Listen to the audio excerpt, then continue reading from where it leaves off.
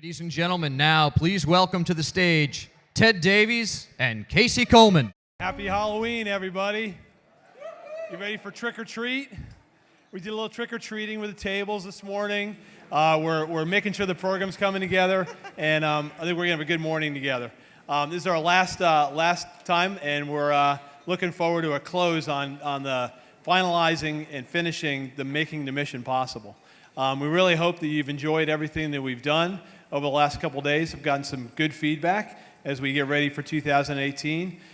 This morning, we're going to do, as you know, this CXO breakfast, and then we'll move on to a panel a little bit later in the morning. Let's hear it for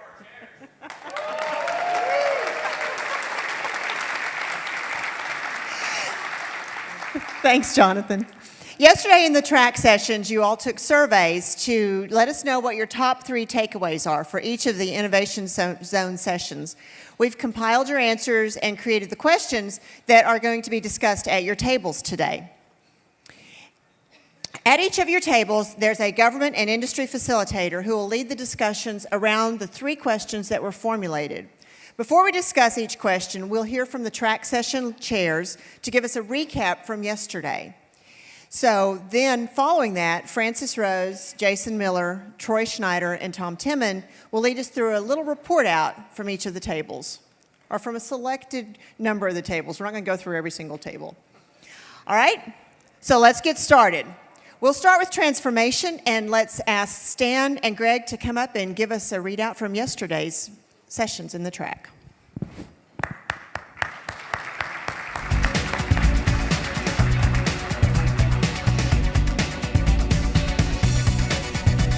So thank you. Good morning, everybody. Let me first thank Dan and Kim for their leadership of our track efforts. There was a lot of time that went into it, and they were merciless taskmasters, and so you got the result of it.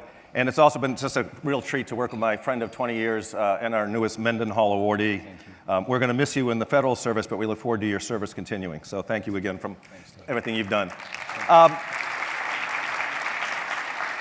So in our never-ending efforts to be a little bit disruptive, you have 4 questions on your table, and we're going to actually reverse the order a little bit on you because we think they ought to be talked about in a slightly different order.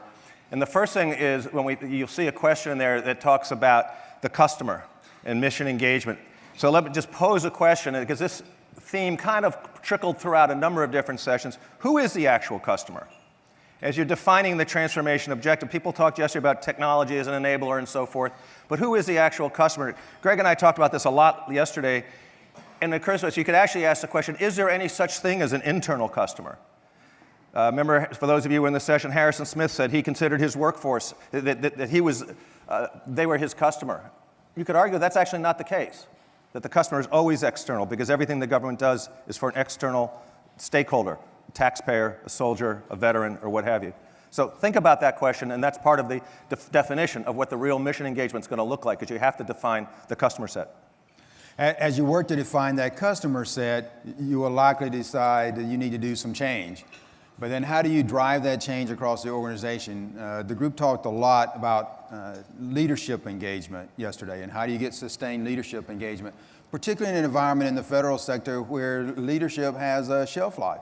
The senior leadership of organizations are not going to be around 5, 10, 15 years. So how do you get the balance between top-down or having bottoms-up? And we think you can't have that as your question. It can't be is it this or. It can't be top-down or bottom-up. You have to turn the or into an and. How do you get to be top-down and bottoms-up if you really want to sustain change in a meaningful way and provide value to those external stakeholders, customers, and taxpayers? The third question might be in some ways the biggest, and it's going to be the toughest to get at in a very short period of time because it encompasses so much. We heard a lot of talk, and it started with our first ELC talk yesterday with Thad Allen, and it permeated throughout the day, and that is culture and values.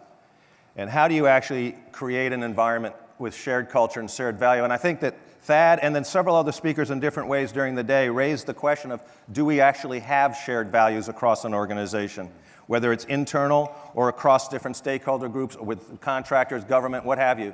So how do you actually ensure you have that sense of shared values, and what do those values include?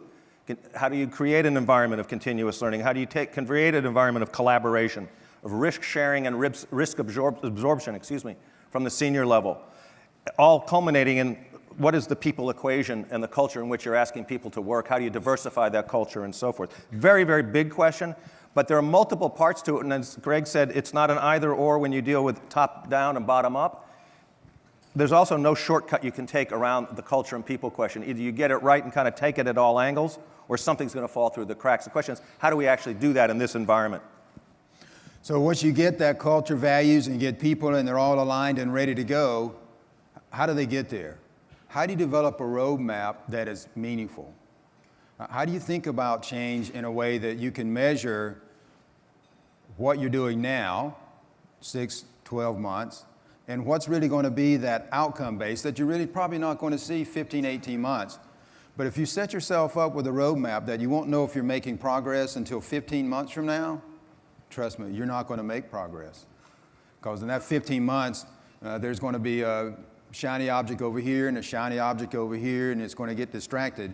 You have to lay out a roadmap that gives you some near-term milestones that you can make, get a success, and get a bigger success, and work through that time frame so that you can see actual progress, milestone by milestone, meeting your marks as you move forward. You can't set up a roadmap and wait for 18 months, right?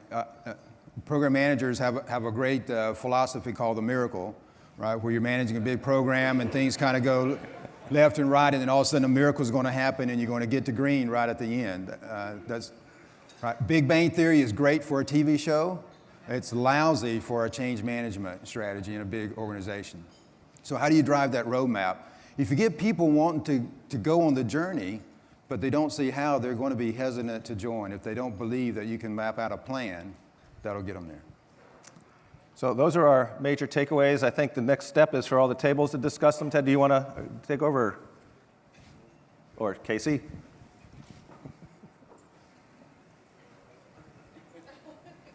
Sure.